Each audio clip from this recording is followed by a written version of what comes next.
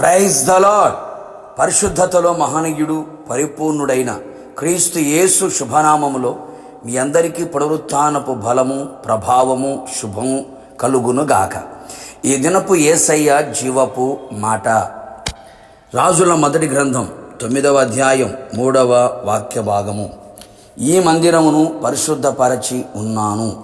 యేసయ్య ప్రార్థనా మందిరములో నాటబడి వర్ధిల్లుచు, మందిరమును ప్రేమించుచు, ఆయన మందిర ఆవరణములో ఒక్క దినము గడుపుట 1000 దినముల కంటే శ్రేష్టమైనదిగా ఎంచి, ఆయన మందిరములో చిరకాలము జీవించాలని ఆశతో ఈ ఆత్మీయ ప్రయాణములో కొనసాగుచున్న, పరమునకు పయనిస్తున్న నా దేవుని ప్రియ సంఘమా, ఆయన దృష్టియు ఆయన మనస్సును ఎల్లప్పుడూ ఉండు ఆయన మందిరములో మనమందరము నిలిచి ఉండవలెను.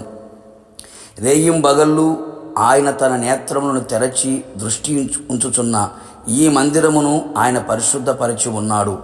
మన హృదయము దేవుని ఆలయమై ఉన్నది, మన దేహము ఆయనకు దేవాలయమై ఉన్నది కదా, మన మనస్సు ఆయనకు మందిరమై ఉన్నది కదా. ఆయన మనలను పరిశుద్ధపరిచే దేవుడై ఉన్నాడు.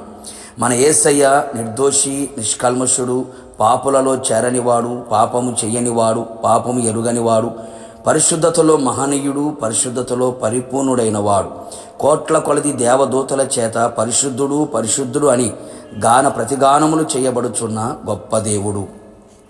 పరిశుద్ధతను కోరుకునేవాడు, పరిశుద్ధతను ప్రేమించేవాడు. పరిశుద్ధులుగా ఉండుటకే ఆయన మనల్ని పిలిచెను కదా. మందిరమునకు ఎన్నటెన్నటికీ పరిశుద్ధతయే అనుకూలమై ఉన్నది కదా. కావున మనము కూడా సమస్త ప్రవర్తన యందు పరిశుద్ధులై ఉండెదము. సమస్త మనుషులతో పరిశుద్ధత కలిగి ఉండుటకు ప్రయత్నించెదము. ఇహలోక మాలిన్యము అంటకుండా మనల్ని మనమే కాపాడుకొనేదము. హృదయశుద్ధి గలవారమై దేవునిని చూచెదము. పరిశుద్ధులమై మొదటి పునరుత్థానములో పాలు పొందెదము. ఆయన మనస్సు దృష్టి ఎల్లప్పుడూ మన మీద నిలిచి ఉండునట్లు, మన ప్రార్థనలన్నీ ఆయన ఆలకించి అంగీకరించి ఆశ్చర్యమైన అద్భుతమైన మహాఘనకార్యములు జరిగించున్నట్లు పరిశుద్ధపరచబడిన మందిరముగా కనబడెదము. యేసు రక్తము చేతను, క్రీస్తు వాక్యము చేతను, క్రీస్తు ఆత్మ చేతను, ఆత్మ ప్రాణ శరీరములను పరిశుద్ధపరుచుకుని వారమై, మచ్చ, ముడత, డాగు ఎలాంటి కలంకము లేని వారమై పరిశుద్ధమైన మహిమగల సంఘముగా ఆయన ఎదుట నిలిచెదము. బాహ్యమందు అంతరంగమందు పరిశుద్ధపరచబడిన వారమై నీతిమంతులుగా కనబడెదము. ఆయన ఇచ్చిన వాగ్దానముల ద్వారా దురాశలను అనుసరించుట వలన కలుగు లోకమందున్న భ్రష్టత్వము తప్పించుకొని దేవ స్వభావముల యందు పాలివారమగుదుము. దేవుని భయముతో పరిశుద్ధతను సంపూర్తి చేసుకొనుచు, శరీరమునకు ఆత్మకు కలిగిన సమస్త కల్మషము నుండి మనలను పవిత్రులుగా చేసుకుందుము. పరిశుద్ధ మందిరముగా ఆయన నివసించున్నట్లుగా మనలను మనము సిద్ధపరచుకొనేదము. ఆయన మనలను పరిశుద్ధపరిచి పరిశుద్ధ ఆలయముగా ఉంచునుగాక. ఆ పరిశుద్ధ మందిరములో ఆయన నివాసము చెయ్యునుగాక. మనందరినీ ఆయన మహిమలో చేర్చుకొనుగాక. ప్రార్థన.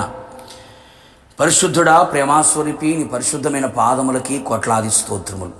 ప్రభు తండ్రి, మీరెంతగానో మమ్మల్ని ప్రేమించి సజీవులుగా మరొక దినములోకి మమ్మల్ని నడిపించినందుకే మిమ్మల్ని స్తుతించుచు ఉన్నాం. ఈ మందిరమును పరిశుద్ధపరిచి ఉన్నాను అని మీరు సెలవిచ్చి ఉన్నారు. మమ్మల్ని మీరు పరిశుద్ధపరిచే దేవుడుగా ఉన్నందుకే మిమ్మల్ని స్తుతించుచున్నాం.